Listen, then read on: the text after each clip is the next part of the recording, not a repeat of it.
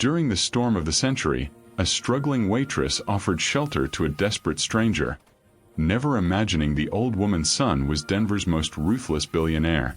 What happened next exposed buried secrets and changed 3 lives forever.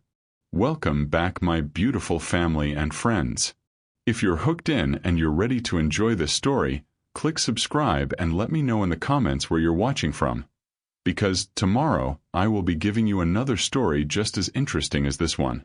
And you don't want to miss it. Now let us begin. The howling wind turned Denver's downtown into a frozen graveyard as Alina Porta wiped down the last table at Riverside Cafe, her movements methodical despite the chaos outside. The meteorologists had called it the storm of the century, and through the frosted windows she watched the final customers disappear into the white abyss, swallowed by snow that showed no mercy. Her manager had left hours ago with explicit permission for her to close early, but Alina stayed anyway, finding comfort in the familiar routine of closing tasks, in the warmth of the cafe lights against the darkness gathering beyond the glass. "You're still here." Old Mr. Chen called from the corner booth, where he'd been nursing his 3rd cup of coffee while waiting for his grandson to brave the roads. "Girl, you should have been home an hour ago, locked up safe and warm." Alina smiled, though it didn't quite reach her eyes. "Someone might need shelter tonight, Mr. Chen, and I'd rather be here than sitting alone in my apartment listening to the wind scream." She refilled his cup without asking, the simple gesture second nature after months of serving the regulars who'd become her only real connections in this city.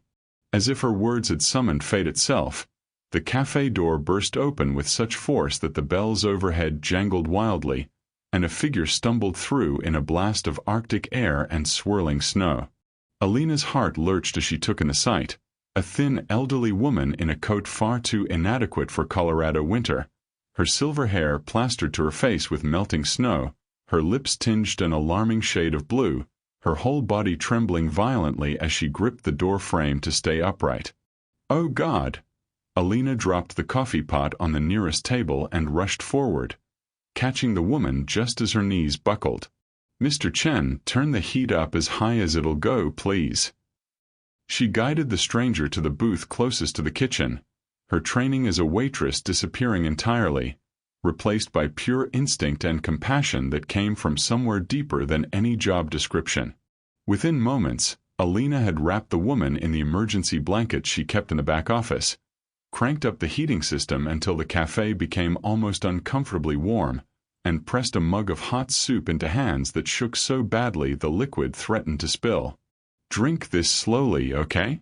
Just small sips. You're safe now. You're going to be fine." "Thank you," the woman whispered, her voice barely audible over the storm still raging outside. "Thank you so much, dear. I'm Jennifer Rodriguez. I got so lost trying to find my son's address, and the streets all look the same in this snow, and I thought—" Her voice broke, tears mixing with the melting snowflakes on her weathered cheeks. Alina slid into the booth across from her, reaching out to steady the soup mug with her own hands. "It's okay, Jennifer, you don't have to explain right now. Just focus on getting warm." She studied the older woman's face, seeing something familiar in those eyes, a mixture of determination and fear, hope battling against years of hurt. It was a look Alina recognized because she'd seen it in her own mirror too many times to count. "My son," Jennifer continued anyway, her words coming faster now as if she needed to speak them before courage failed. "I haven't seen him in 7 years, not since everything fell apart between us. But I had to try, you understand. I had to come here and try to make things right before it's too late." The desperation in her voice, the raw vulnerability of a mother reaching across years of silence, struck something deep in Alina's chest. She squeezed Jennifer's hands gently, offering warmth and understanding without judgment. "I understand more than you know. Family is complicated, and sometimes the hardest thing in the world is asking for a second chance." Outside, the blizzard intensified, snow piling against the windows and wind screaming through the empty streets, But inside the cafe, something else was beginning. A connection between two strangers that would soon become so much more. "Do you have your son's phone number?" Alina asked softly, watching color slowly return to Jennifer's face as the soup and warmth did their work. "We should let him know you're safe, especially with the storm getting worse by the minute." Jennifer nodded weakly, fumbling in her coat pocket with trembling fingers until she produced a crumpled piece of paper with a phone number scrawled across it. "I have this, but I don't know if it still works, and I'm afraid he won't answer if he sees it's me calling." The vulnerability in her voice made Alina's heart ache, because she recognized that particular brand of fear, the terror of reaching out only to be rejected by someone who once meant everything. "Let me call for you," Alina offered gently, taking the paper and pulling out her phone. "I'll explain the situation, let him know his mother needs him, and that she's safe here at the cafe." She dialed the number, listening as it rang once, twice, 3 times before going to voicemail. A crisp, professional recording that simply stated the caller had reached Patrick Rodriguez and to leave a message. Alina left her name, the cafe's address, and a brief explanation about Jennifer being stranded but safe, then hung up with a knot forming in her stomach that she couldn't quite explain. "He'll come," Jennifer whispered, more to herself than to Alina. "He has to come."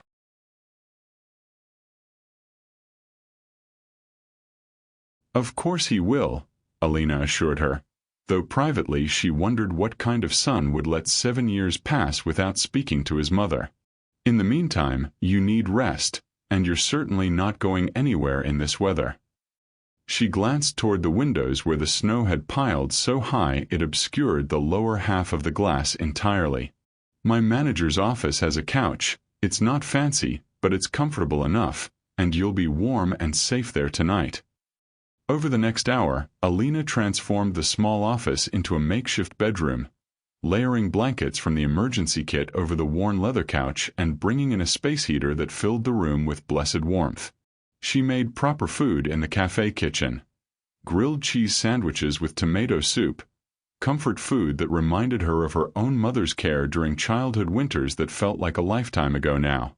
Mr. Chen had finally left when his grandson arrived, but not before pressing $20 into Alina's hand and telling her she was one of the good ones. Words that brought unexpected tears to her eyes after he'd gone. "You're too kind," Jennifer said as Alina brought in a tray with dinner and fresh coffee. "I don't even know how to thank you properly for all this." She'd removed her wet coat and shoes, looking smaller somehow in just her thin sweater and slacks, her silver hair drying in soft waves around her lined face. "You don't need to thank me," Alina replied, settling into the chair across from the couch with her own plate. Anyone would have done the same. But even as she said it, she knew it wasn't true, because she'd lived in this city long enough to understand that kindness had become a rare commodity, especially toward strangers who couldn't offer anything in return. They ate in companionable silence for a few minutes before Jennifer spoke again, her voice tentative. "I told you my name was Jennifer Rodriguez, but I didn't explain why I'm here, why it was so important to find my son tonight despite the storm." She set down her half-eaten sandwich, her hands folding together in her lap. "My son is Patrick Rodriguez. Patrick James Rodriguez, the real estate developer. Perhaps you've heard of him." Alina froze mid-motion, her coffee cup suspended halfway to her lips, the name hitting her like a physical blow that stole the breath from her lungs. Patrick Rodriguez. Of course she'd heard of him. Everyone in Denver had heard of Patrick Rodriguez, the billionaire whose luxury high-rises dominated the skyline like steel and glass monuments to ambition, whose aggressive business tactics made headlines at least once a month, whose reputation for ruthlessness preceded him into every room he entered. "I've heard of him," she managed to say, her voice sounding strange even to her own ears. She set the cup down carefully, afraid her suddenly shaking hands might betray the storm of emotions churning through her chest. "His buildings are all over downtown, and there was that article last month about him buying out that historic neighborhood to build another luxury complex."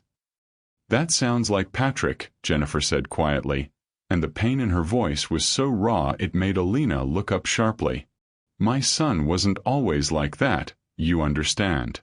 When he was young, he cared about people, about doing right by others, about building a legacy that meant something beyond just money. Tears gathered in her eyes, threatening to spill over. But then my husband, Patrick's father, died 7 years ago, and something in Patrick died with him, or maybe it was just sleeping before and grief woke it up. I don't know anymore. Alina listened, her own dinner forgotten, as Jennifer's story poured out in halting emotional waves. She learned about Patrick's transformation from a principled young businessman into someone who viewed everything and everyone as commodities to be leveraged for profit. Jennifer described specific deals: elderly tenants forced from rent-controlled apartments, historic buildings demolished despite community protests, business partners discarded when they objected to his increasingly questionable ethics. If you're as disgusted as I am by billionaires who destroy communities and abandon their own families for profit, drop a comment saying, "Justice matters," and like this story. Only those who side with greed and exploitation would scroll past without engaging. I tried to talk to him, Jennifer continued, her voice breaking. I told him his father would be ashamed, that money meant nothing if you lost your soul earning it, that he was destroying the very legacy Dad worked so hard to build.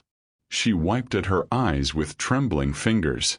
Patrick told me to stay out of his business, that I didn't understand the real world, that sentiment had no place in empire building. When I wouldn't stop pushing, when I threatened to speak publicly about some of his more aggressive tactics, he cut me off completely. Changed his number, stopped answering emails, made it clear I was no longer welcome in his life. But you came anyway, Alina said softly, seeing the courage it must have taken for this woman to travel across the country to face a son who'd made his rejection abundantly clear. I had to, Jennifer whispered, because 7 years is long enough to hold on to anger, and life is too short to let pride keep families broken, and because, her voice cracked entirely, because he's still my son, and I love him even when I don't like who he's become. And maybe that makes me weak or foolish, but I had to try one more time before it's too late. The rawness of Jennifer's love, the desperate hope in her words despite years of hurt, stirred something painful in Alina's chest. When Jennifer spoke about Patrick's business dealings with increasing detail, specific zoning law violations, questionable financial restructuring, aggressive acquisition tactics that skirted legal boundaries, Alina found herself responding with unexpected knowledge. That sounds like he might be exploiting the municipal code loophole in Section 2.4.7, she said without thinking, then caught herself at Jennifer's surprised look. I mean, I've read about those kinds of real estate strategies before, and it seems ethically questionable even if it's technically legal. Jennifer studied her with new interest, taking in the precise diction, the sophisticated vocabulary, the analytical thinking that seemed incongruous with the worn waitress uniform. You know quite a bit about real estate law for someone working the night shift at a cafe, she observed gently, without judgment but with clear curiosity. Alina felt her cheeks flush, her fingers automatically reaching to tuck her hair behind her ear in a nervous gesture. I've always been interested in business, she said carefully, which was true even if it vastly understated her actual background. And Denver's real estate market is hard to ignore when you're living here. There's more to your story than that, Jennifer said softly, not pushing but leaving space for confidence if Alina chose to offer it. For a long moment, Alina said nothing, wrestling with how much truth to share, how much of herself to reveal to this woman she'd met only hours ago. But something about Jennifer's own vulnerability, her willingness to expose her pain without armor or pretense, made Alina's careful walls feel suddenly exhausting to maintain. I learned that success doesn't guarantee character, she finally said, her voice barely above a whisper. I learned that brilliant people can make terrible choices, and that trusting the wrong person can cost you everything you've built. She looked down at her hands, noticing what Jennifer must have already observed, The faint traces of what had once been professional manicures, the skin that suggested recent change in circumstances, the contrast between her current rough work and evidence of past care. Sometimes starting over means starting from the bottom, and sometimes that's exactly where you need to be to figure out who you really are. Jennifer reached across the space between them, covering Alina's hands with her own weathered ones. "You're much stronger than you realize," she said firmly. "And whatever brought you to this place, whoever hurt you badly enough that you're hiding behind a waitress uniform, they didn't break you, because broken people don't open their doors to strangers in snowstorms." The unexpected kindness, the unearned grace, nearly undid Alina completely. She blinked back tears, managing a shaky smile. "You should rest now," she said, her voice thick with emotion. "Tomorrow's going to be a big day when your son arrives." They prepared for sleep as the storm continued its assault on the city outside, the wind howling like something alive and angry, the snow piling higher with each passing hour. Alina made up a temporary bed for herself on the cafe's booth benches, determined to stay close in case Jennifer needed anything during the night. As she turned off the office light, Jennifer's voice came one more time through the darkness. "Thank you, Alina, for everything tonight, but especially for giving me hope that there are still people like you in the world. People who choose kindness even when it costs them something." "Try to sleep," Alina responded softly, but her own mind was racing too fast for rest. She lay in the darkness listening to the storm, thinking about Patrick Rodriguez, the notorious billionaire who'd abandoned his own mother, the ruthless developer who'd built an empire on other people's displacement, the man who'd become everything Jennifer had tried to prevent. And tomorrow he would walk through that door, and she would have to face him, speak to him, watch Jennifer's desperate hope either bloom into reconciliation or wither into final heartbreak. The thought filled her with an apprehension she couldn't quite name, a sense that tomorrow would change something fundamental in ways she couldn't yet predict but somehow already feared. Morning light filtered through the cafe windows in pale, watery streams that revealed a world transformed beyond recognition. Alina woke stiff and cold from her makeshift bed across the booth benches, her neck protesting the awkward sleeping position as she pushed herself upright and immediately looked toward the windows. What she saw stole her breath. Snow had buried entire vehicles until only their roofs remained visible, drifts piled higher than her head against storefronts, and the streets themselves had disappeared beneath an unbroken expanse of white that made the city look like something from a frozen fairy tale, beautiful and dangerous in equal measure. "Dear God," Jennifer's voice came from the office doorway, her hand pressed to her mouth as she took in the devastation. "I've never seen anything like this, not even growing up in Minnesota where winter was a serious business." "The weatherman was calling it historic," Alina said, moving to check the cafe's heating system and finding it still running strong despite the record cold pressing against the windows. "We were lucky you made it here when you did, because another 10 minutes out in that storm and—" She stopped herself, not wanting to voice the darker possibilities that had haunted her dreams. Jennifer's cell phone had died completely overnight despite the charging cable, the old device simply giving up under the strain of cold and age, which meant she needed to use the cafe's landline to call her son. Alina watched as Jennifer stood by the phone for a full 5 minutes before picking it up, her fingers trembling as she dialed, her lips moving silently as if rehearsing words she'd practiced 1,000 times during 7 years of silence. "Patrick, it's your mother." Jennifer's voice wavered despite her obvious effort at composure.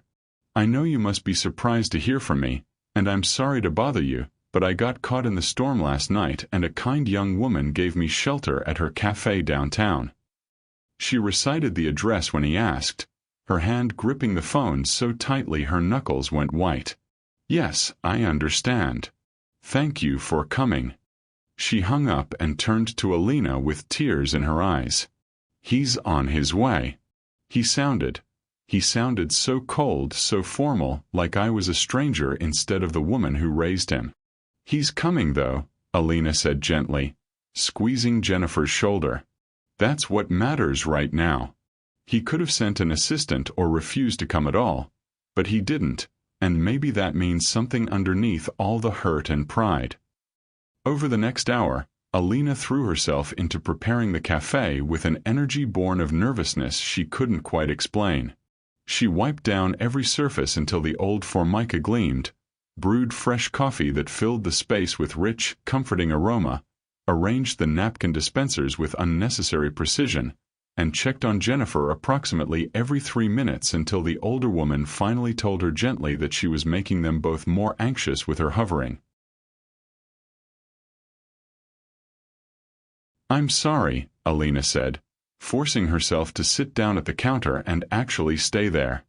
"I just want everything to be perfect for when he arrives, for when you two finally get to talk after all this time." "You're nervous about meeting him," Jennifer observed with a knowing look. "About meeting the man whose reputation is so different from the mother sitting in front of you. Wondering how someone raised with love could become so cold." Alina opened her mouth to deny it, then closed it again because Jennifer had seen through her so easily. "I suppose I am," she admitted. "Everything I've heard about Patrick Rodriguez suggests someone who wouldn't even notice a waitress unless she was serving him. Someone who measures people's worth by their bank accounts and finds most of humanity wanting." "That's what he's become," Jennifer said sadly. "But maybe if he sees how you helped me, how you opened your heart to a stranger without asking what you'd get in return, maybe it'll remind him of who he used to be before grief and ambition turned him into someone I barely recognize." The black SUV appeared through the snow like a prowling predator, its massive tires somehow finding purchase on roads that had defeated every other vehicle, its tinted windows revealing nothing of whoever sat inside. Alina's heart hammered against her ribs as the vehicle stopped directly in front of the cafe, and then the rear door opened and Patrick Rodriguez stepped out into the frozen morning. He was tall, that was Alina's first coherent thought, at least 6'2", with the kind of commanding presence that seemed to expand to fill whatever space he occupied. His suit was immaculate despite the weather conditions, charcoal gray that probably cost more than Alina made in 6 months, tailored so perfectly it might have been painted onto his broad-shouldered frame. His face was handsome in a sharp, dangerous way. Strong jaw, high cheekbones, dark eyes that missed nothing as they swept over the modest cafe with barely concealed disdain. Everything about him radiated power and arrogance, from his confident stride to the way he dismissed his chauffeur with a curt gesture that expected immediate obedience. The door chimed as he entered, bringing a blast of Arctic air that made Alina shiver despite the heating system's best efforts. Patrick Rodriguez didn't bother with pleasantries or introductions, simply fixed Alina with those piercing dark eyes and said, "I'm here for Jennifer Rodriguez. Where is she?" His tone assumed compliance, expected immediate deference, treated Alina as nothing more than an obstacle to be swiftly removed. Something in Alina's chest flared hot despite her intention to remain professional and neutral throughout this reunion. "Ms. Rodriguez is resting in the back office," Alina said coolly, not moving from her position behind the counter. "She had a very difficult night and needs peace after her ordeal, so she'll come out when she's ready." Patrick's expression shifted from dismissive to surprised to outright incredulous in the space of a single breath. "I'm sorry, did you just refuse me access to my own mother?" He stepped closer to the counter, using his height as intimidation, and Alina could see the exact moment he registered her appearance. Young, black, wearing a waitress uniform that marked her as working class, and made assumptions based on those surface observations. "Do you have any idea who I am?" "I know exactly who you are, Mr. Rodriguez," Alina replied, meeting his gaze without flinching despite the way his presence seemed to fill the entire cafe. "And right now, who you are is a son who hasn't spoken to his mother in 7 years, who let her wander alone through the worst blizzard in a generation, who sounds more inconvenienced than grateful that someone kept her alive through the night." Her voice remained steady, professional, but steel ran through every word. "So yes, Jennifer will come out when she's ready, and until then, you can wait just like anyone else." For a long moment, Patrick simply stared at her, and Alina could see calculations running behind those sharp eyes, reassessing, reconsidering, trying to fit this waitress who spoke with unexpected eloquence and refused to be intimidated into whatever boxes he'd prepared for her. There was confusion in his expression, annoyance certainly, but underneath it all something else flickered briefly. Surprise that felt almost like respect before his habitual arrogance reasserted itself. Who does she think she is? Patrick thought, genuinely thrown off balance for the first time in longer than he could remember. Waitresses didn't challenge him. Working-class women didn't meet his gaze with that kind of unwavering confidence. And nobody refused Patrick Rodriguez when he made demands. Yet here she stood, this young woman with her chin raised and her eyes steady, protecting his mother with a fierceness that should have been his job, and he found himself noticing details he shouldn't care about. The intelligence in her brown eyes, the grace in her bearing despite the modest uniform, the way she wielded words like weapons without ever raising her voice. Patrick. Jennifer's voice broke the tension, and both of them turned to see her standing in the office doorway, one hand pressed to her heart, tears already streaming down her weathered cheeks. "Oh, Patrick, you came. You actually came." Whatever Patrick had been about to say to Alina died on his lips as he looked at his mother properly for the first time in 7 years. Alina watched his face shift, a flicker of something vulnerable crossing his features before his guard slammed back into place like blast doors sealing against emotion. He stood rigidly as Jennifer approached, his body language screaming discomfort even as something in his eyes betrayed the hurt and longing he'd tried so hard to bury. "Mother," he said formally, the single word sounding like it cost him something to speak. "I received your message about the storm. Are you injured?" No, I'm fine," Jennifer said quickly, reaching for his hand with both of hers, holding on as if afraid he might disappear. "Thanks to Alina here, who took me in and kept me safe and warm all night long." Patrick's hand remained stiff in hers, not pulling away but not returning the gesture either, and Alina's heart broke a little watching Jennifer try to bridge 7 years of silence with simple touch. "She's been wonderful, Patrick. So kind and generous without asking anything in return." "I see," Patrick said, his eyes flicking briefly to Alina with an expression she couldn't quite read. "Then I suppose gratitude is in order." But his tone suggested the words were obligation rather than genuine feeling, and Alina found herself disliking him even more intensely than she'd expected. "We should get you home," Patrick continued, already moving toward the door as if eager to escape the modest cafe and its too perceptive waitress. "I have meetings this afternoon, and the roads are only going to get worse if we delay." But before they could reach the exit, the small television mounted in the corner, usually muted but now turned up for weather updates, delivered news that made Patrick stop in his tracks. "Repeat, all major roads remain impassable with another significant wave approaching the metro area within the hour," the weatherman announced grimly. "Emergency services are advising all residents to shelter in place until further notice, as conditions are expected to deteriorate significantly before any improvement." Patrick pulled out his phone, dialed quickly, and Alina heard his clipped conversation with his chauffeur confirming what the news had just reported. Leaving now would be reckless at best, potentially fatal at worst. She watched frustration darken his handsome features, saw his jaw clench as he processed being trapped in this humble cafe with its worn floors and its protective waitress and the mother he'd spent 7 years avoiding. "It appears we're staying," he said tightly, removing his expensive coat with visible reluctance and draping it over a chair as if even that small concession to comfort annoyed him. His suit jacket remained on despite the cafe's warmth, armor against whatever forced intimacy this situation demanded. "I'll make fresh coffee," Alina offered with professional courtesy that masked the wariness coiling through her chest, because something about Patrick Rodriguez set her on edge in ways she couldn't quite name. "And there's food if anyone's hungry." "Coffee would be acceptable," Patrick said, not quite meeting her eyes, and settled at the booth farthest from the counter as if distance could protect him from whatever was happening in this too small space. Jennifer watched them both with thoughtful eyes that saw far too much, her gaze moving between her cold, guarded son and the fierce young waitress who'd become her unexpected champion. As Alina poured coffee and Patrick stared out at the storm with rigid shoulders, Jennifer felt the first stirring of something that might have been hope. Fragile and tentative, but present nonetheless, because fate had thrown 3 wounded people together in a snowstorm, and perhaps that meant something after all. The hours stretched with the particular awkwardness that comes from forced intimacy between strangers who'd rather be anywhere else.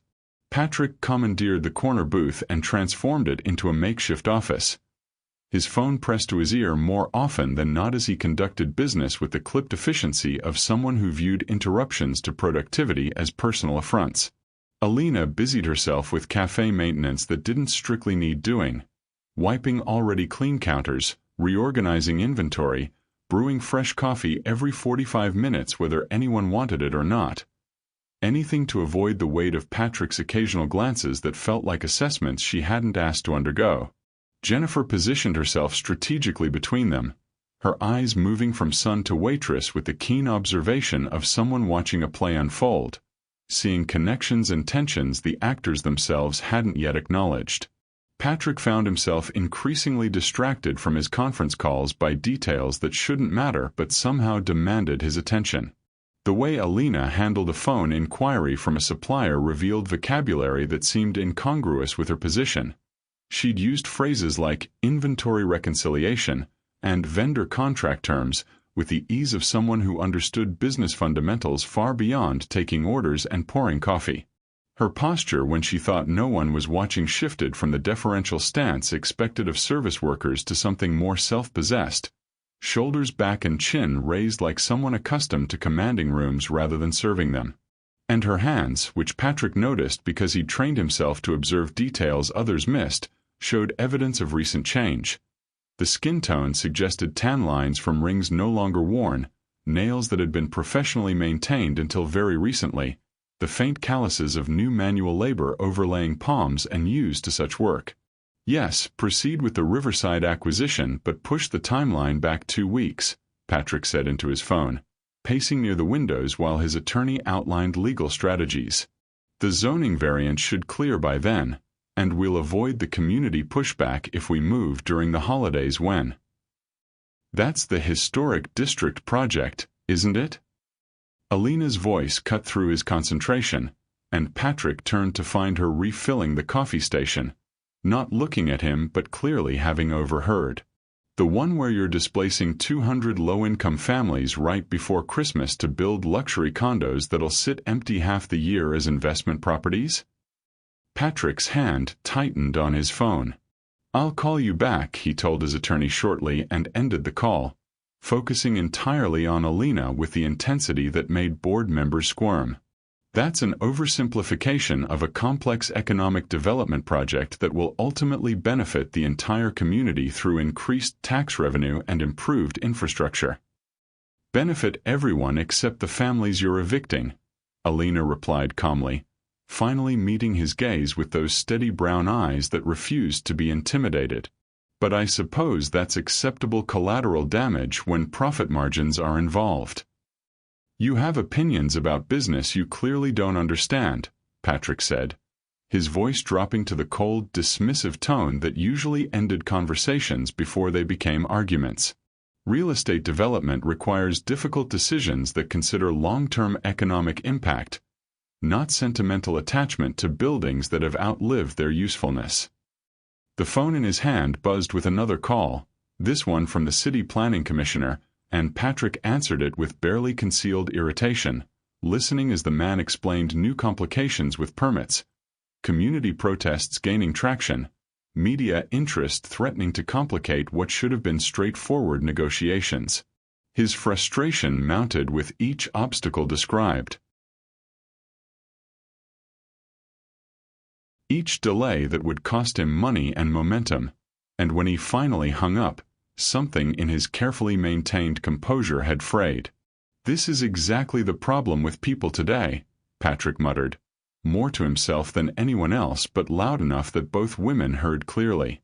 Everyone wants to complain about their circumstances, but nobody wants to do the actual work required to change them. They'd rather collect their minimum wage paychecks and blame successful people for their own failures instead of taking responsibility for their choices. The silence that followed was so complete that even the storm outside seemed to hold its breath. Alina set down the coffee pot with deliberate care, her movements controlled in a way that suggested she was holding back something volcanic. When she spoke, her voice was quiet but carried the kind of steel that cut deeper than shouting ever could. You think privilege gives you insight into other people's circumstances, but really it just blinds you to anything outside your narrow experience.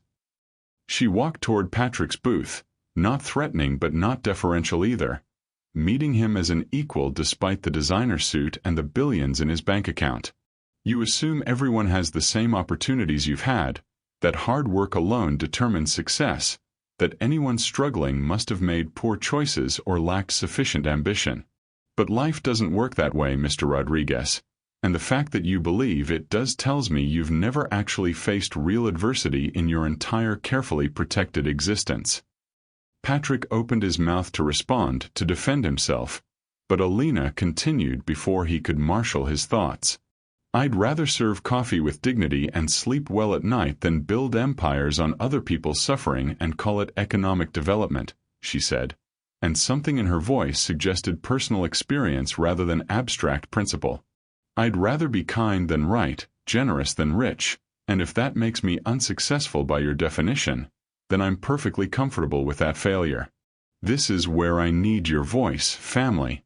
If you stand against ruthless billionaires who exploit the vulnerable, if you believe people like Patrick Rodriguez need to change or be stopped, comment integrity over greed below and share this story everywhere. Subscribe and like so you never miss when we expose injustice. At least I can look at myself in the mirror without seeing someone who abandoned his own mother for 7 years because she dared to question his ethics. The words landed like physical blows, and Patrick felt something in his chest crack under the unexpected assault. No one spoke to him this way. Not board members, not business partners, certainly not waitresses who should be grateful for his presence in their modest establishment. But what shocked him more than her audacity was the way her words echoed his mother's voice from 7 years ago. The same accusations delivered with different words but identical conviction. Jennifer's quiet sob broke the tension, and Patrick turned to see tears streaming down his mother's withered face. Her hand pressed to her mouth as if to hold back words that wanted to escape. "That's what I tried to tell you," she whispered, looking at Patrick with a mixture of pain and pride. "That's exactly what I said before you cut me out of your life," and Alina just articulated it more clearly than I ever managed. Patrick stood frozen, his carefully constructed armor cracking under simultaneous assault from 2 directions, and for the first time in years he actually looked at his mother. Really looked at her, and saw not the obstacle to his ambitions but the woman who'd raised him to be better than what he'd become. The shame that washed over him was unexpected and unwelcome, made worse by the way this young waitress had stripped away his justifications and forced him to confront truths he'd been avoiding since his father's death. He looked at Alina again, and this time he saw past the uniform to the intelligence burning in her eyes, the fierce principles that armored her more effectively than any designer suit could protect him, the strength it took to speak truth to power when silence would have been safer. She was beautiful, he realized with uncomfortable surprise, not in the polished, calculated way of the women who circulated in his social sphere, but with a natural grace and authenticity that made those carefully constructed appearances seem hollow by comparison. Who is she? The question echoed through his mind with increasing urgency, because nothing about Alina Porta added up to the simple narrative of just a waitress that he'd tried to assign her. The contradiction between her current circumstances and her obvious education, her vocabulary and her insights, her hands and her bearing. All of it suggested a story far more complex than he'd initially assumed, and Patrick found himself genuinely curious about another person for the first time in longer than he could remember. "I should make lunch," Alina said quietly, breaking the heavy silence, and disappeared into the kitchen without waiting for acknowledgement or permission. 30 minutes later she emerged carrying plates of simple but beautifully prepared food. Grilled sandwiches cut diagonally, homemade tomato soup that steamed invitingly, fresh fruit arranged with care that elevated the humble meal into something approaching art. She set the table at the booth nearest the kitchen, laying out mismatched silverware and paper napkins, creating an intimate dining space that felt both casual and somehow significant. "Please eat while it's hot," Alina said, gesturing to the seats, and Jennifer moved immediately to claim a spot, patting the bench beside her in clear invitation for Patrick to join them. Patrick sat reluctantly, uncomfortable with the domestic intimacy of sharing a meal in this modest cafe with these two women who'd somehow managed to unsettle him completely. He picked up his sandwich with the wariness of someone expecting disappointment, took a bite, and found himself surprised by flavors that suggested training or natural talent far beyond what he'd anticipated. The soup was even better, rich and complex despite simple ingredients, seasoned with the kind of intuitive skill that couldn't be taught from cookbooks alone. "This is wonderful, Alina," Jennifer said warmly, genuine appreciation in her voice. "You're an excellent cook, and I'm guessing that's another talent you picked up from somewhere other than waitressing." "My mother taught me," Alina replied softly, settling into her own seat across from them. She believed that cooking for others was an act of love, that you could tell everything you needed to know about someone by watching them prepare and share food. Patrick ate in silence, watching Alina's hands as she broke her sandwich into smaller pieces, noticing details he deliberately ignored earlier. Jennifer was right. Everything about this woman suggested previous experience in a different life, and the more he observed, the more the inconsistencies multiplied into questions that demanded answers.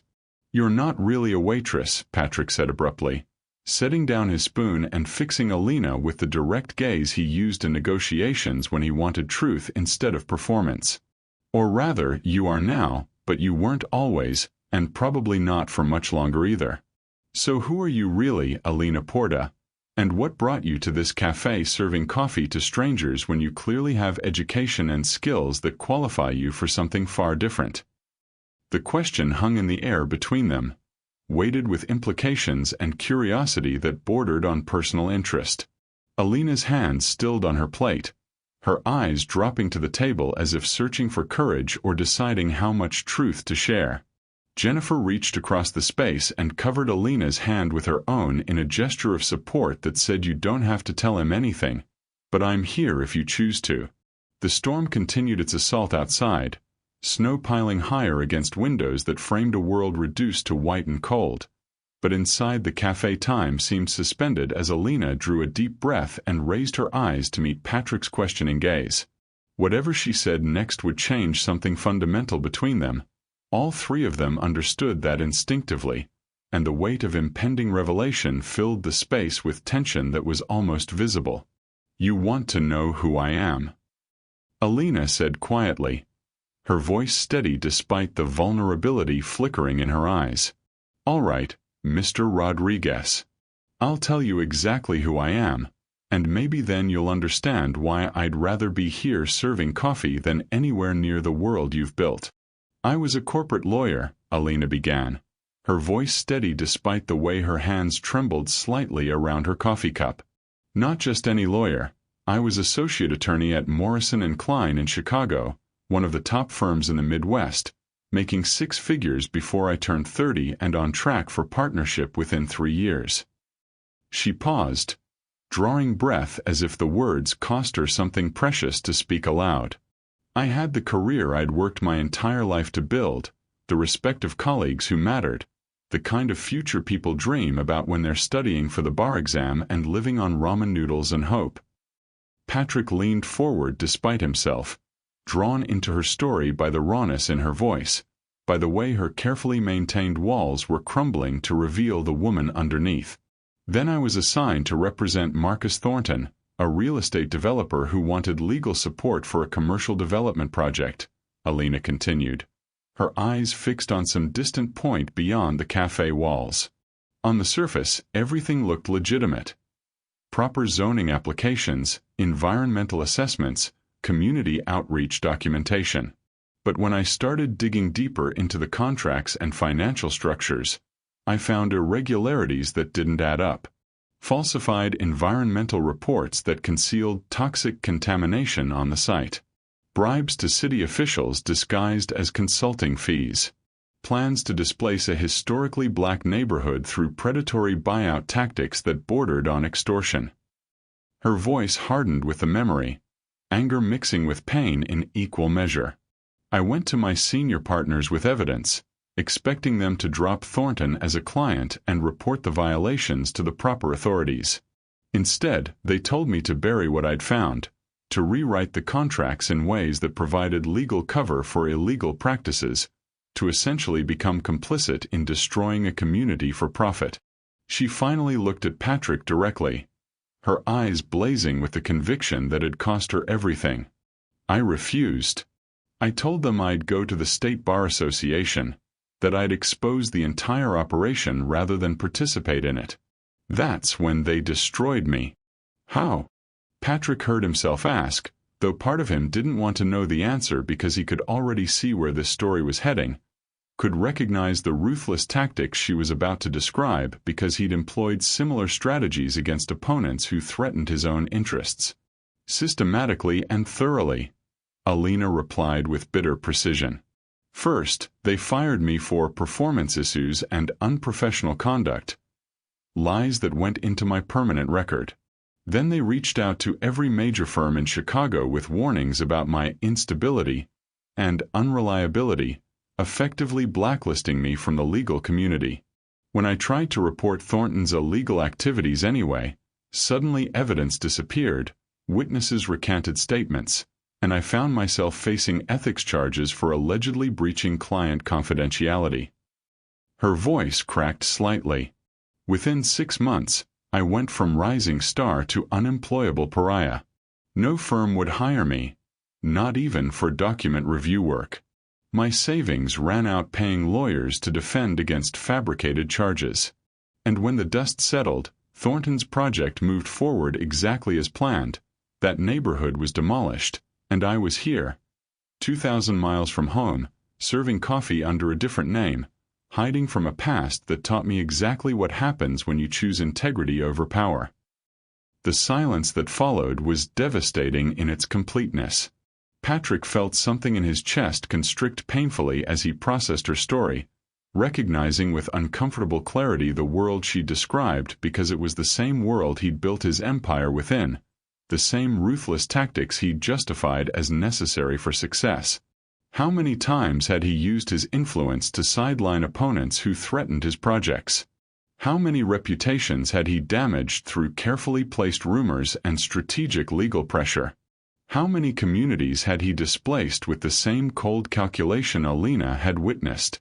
That's exactly what you've done, Jennifer said quietly, her voice thick with tears, drawing Patrick's attention to find his mother looking at him with a mixture of heartbreak and hope. That's exactly what I tried to tell you 7 years ago when you destroyed the Martinez family's restaurant to build that parking structure, when you used legal loopholes to evict elderly tenants from rent-controlled apartments, when you crushed that small developer who wouldn't sell his property by burying him in litigation until bankruptcy forced surrender. Her hands shook as she reached for Patrick's across the table. I watched you become the kind of man your father spent his whole life fighting against, and when I spoke up, when I begged you to remember the values we'd raised you with, you cut me out of your life because I was inconvenient to the empire you were building. Patrick's carefully constructed defenses, already weakened by Alina's story, crumbled completely under his mother's tears and truth. For the first time in 7 years, he saw himself clearly, not as the successful businessman he'd convinced himself he'd become, but as the calculating destroyer of lives who'd prioritized profit over people so consistently that cruelty had become habit. The shame that washed over him was physical in its intensity, making him feel sick with recognition of his own monstrosity. Did the money fill it? Jennifer asked, her voice breaking entirely. Did the billions and the buildings and the respect of other ruthless men fill the void where your humanity used to be? Did it make you happy, Patrick, Becoming someone your father wouldn't recognize and your mother couldn't reach. No. The word emerged as barely a whisper. Patrick's throat tight with emotions he'd spent years suppressing.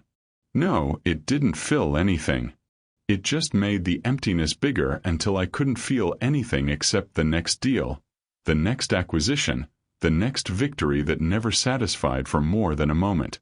He looked between the two women who'd somehow stripped him bare in this modest cafe, seeing himself reflected in their eyes, not as powerful or impressive, but as broken and lost.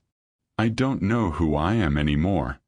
I don't know when I stopped being the man my father raised and became this thing that measures worth in dollars and views people as obstacles to profit. The vulnerability in his admission shocked even himself, but in that moment Patrick found he couldn't maintain his armor, couldn't pretend strength he didn't feel surrounded by truth that demanded equal honesty in return. How do you do it? Patrick asked Alina, genuine curiosity breaking through his habitual arrogance. How do you maintain your integrity after losing everything, after being proven right about corruption but punished for exposing it? How do you serve coffee with dignity when you should be arguing cases in federal court, and why aren't you bitter and broken like I would be in your position? Alina smiled sadly, setting down her cup with careful precision. Because I define success differently than you do, Mr. Rodriguez. You measure success by wealth accumulated and power exercised, by buildings bearing your name and competitors defeated.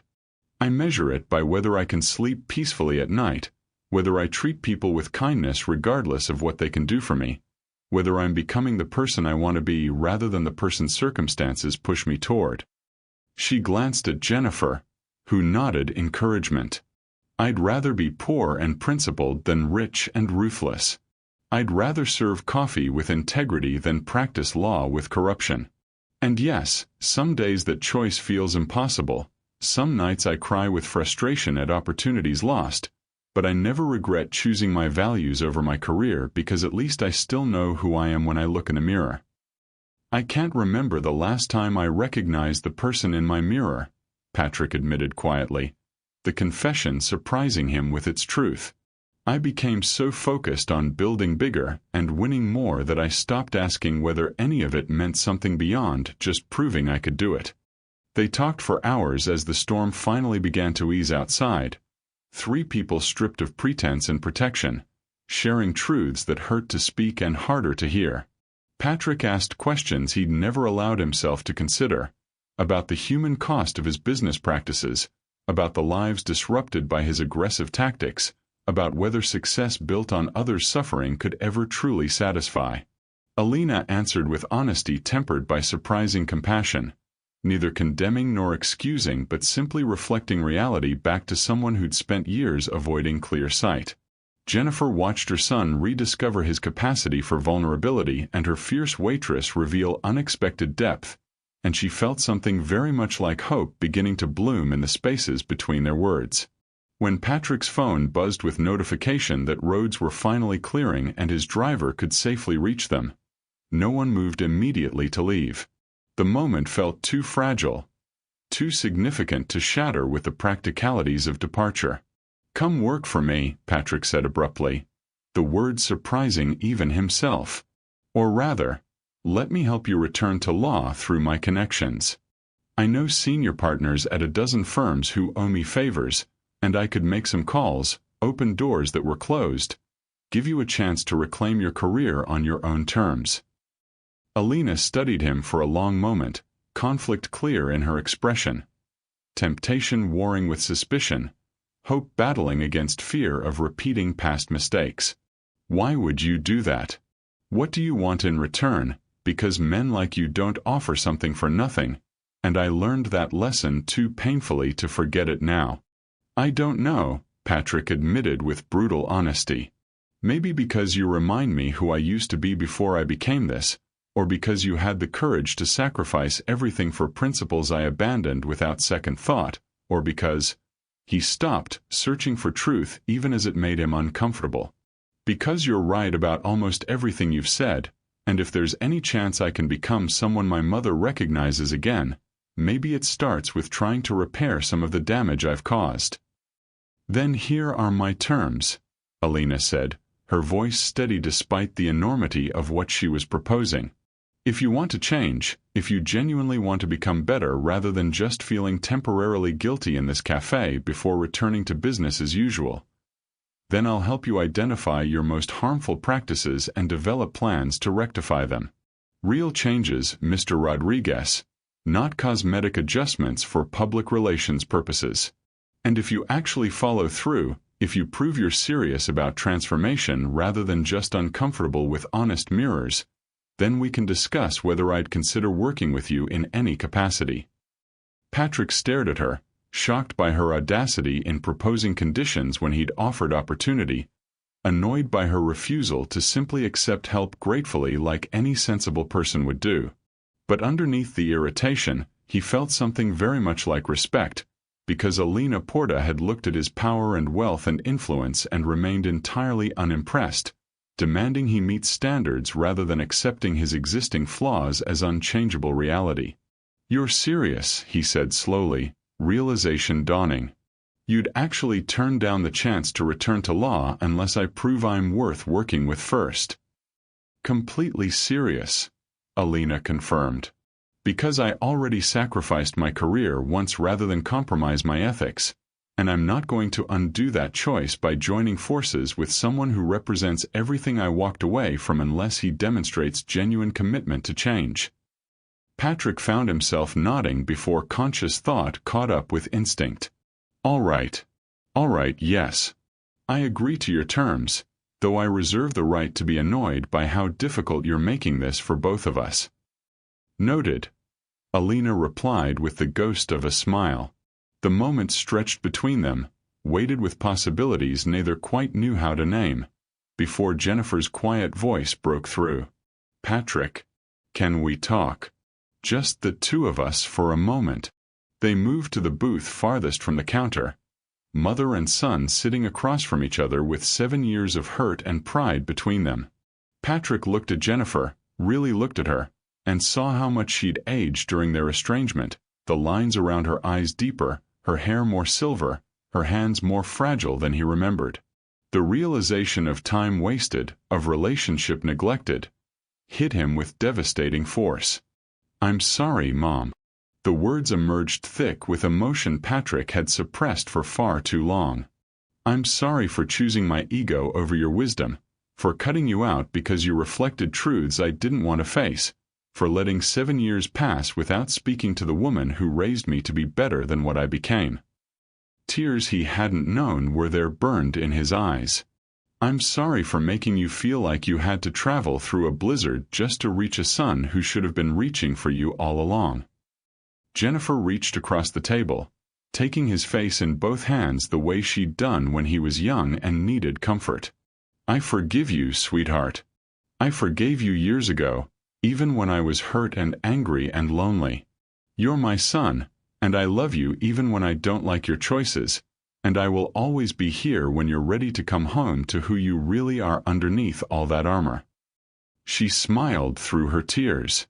"And if that waitress can help you find your way back to yourself, then I'm profoundly grateful to whatever fate brought her into both our lives during a snowstorm."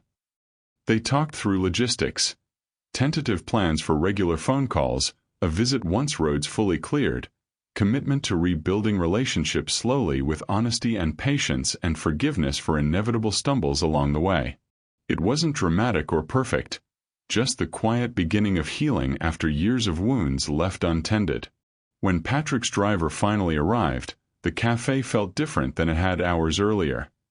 Smaller somehow, more intimate, transformed from anonymous shelter into sacred space where 3 lives had intersected and irrevocably changed each other. They gathered near the door, bundled against cold that felt less brutal than it had the night before, and exchanged phone numbers with the solemnity of people acknowledging something significant.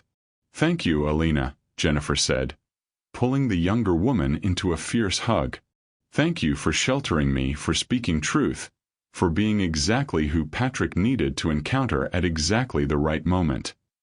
"Thank you for trusting me with your story," Alina replied softly. and for showing me that it's possible to love people even when they hurt you, to offer grace even when it's not earned.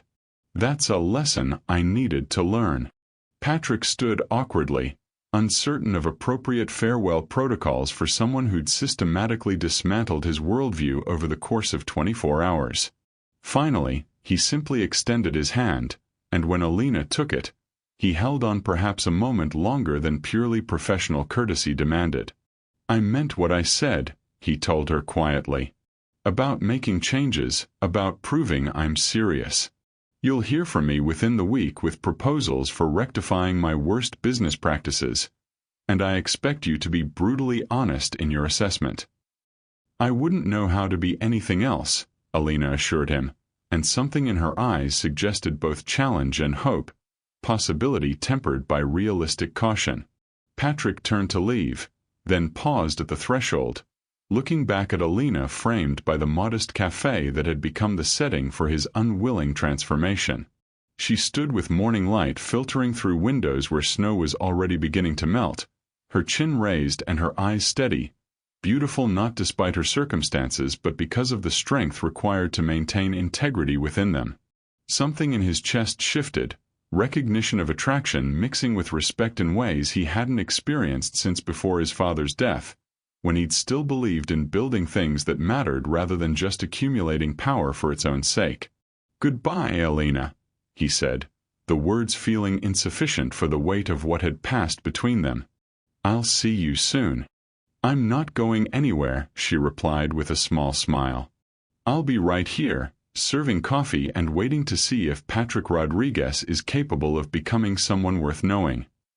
Then they were gone, expensive SUV disappearing into streets slowly returning to navigability, leaving Alina alone in the cafe with silence and sunlight and the aftermath of a storm that had changed everything.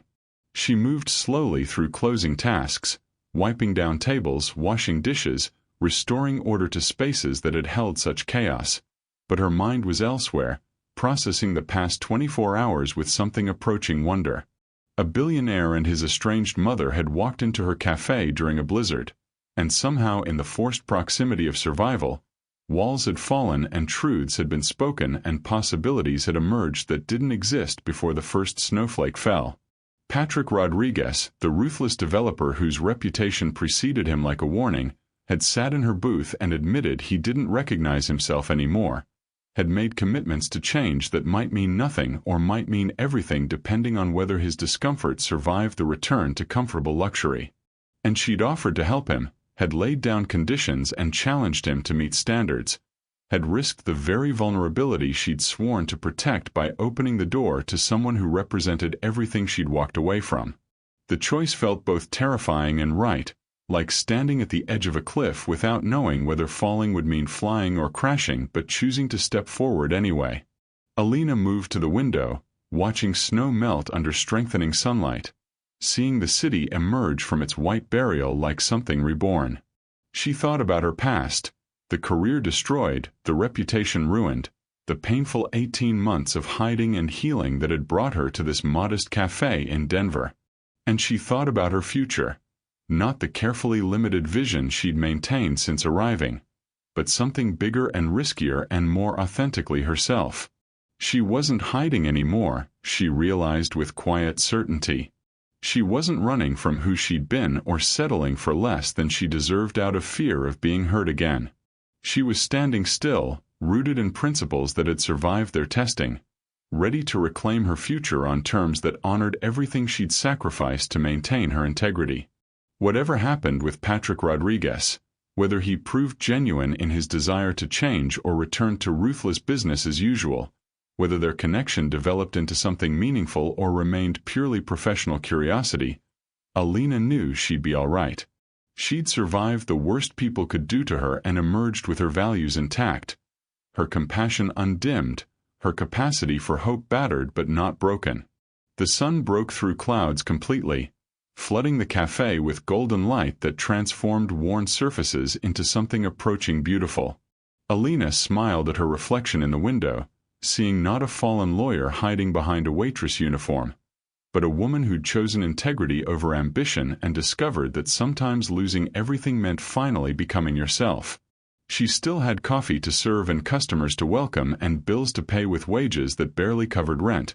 But she also had a billionaire's phone number in her pocket and a challenge issued and accepted and the fragile beginning of something that might eventually grow into redemption for them both.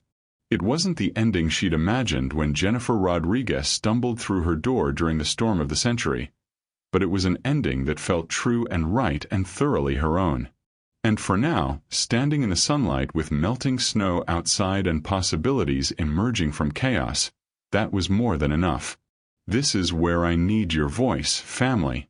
If you stand against ruthless billionaires who exploit the vulnerable, if you believe people like Patrick Rodriguez need to change or be stopped, comment integrity over greed below and share this story everywhere. Subscribe so you never miss when we expose injustice. Only those who profit from corruption would stay silent right now. Thank you for watching the story to the end. If you enjoyed this story, you will surely love the next one. It's as interesting and even more intriguing as can ever imagine. So, do check it out.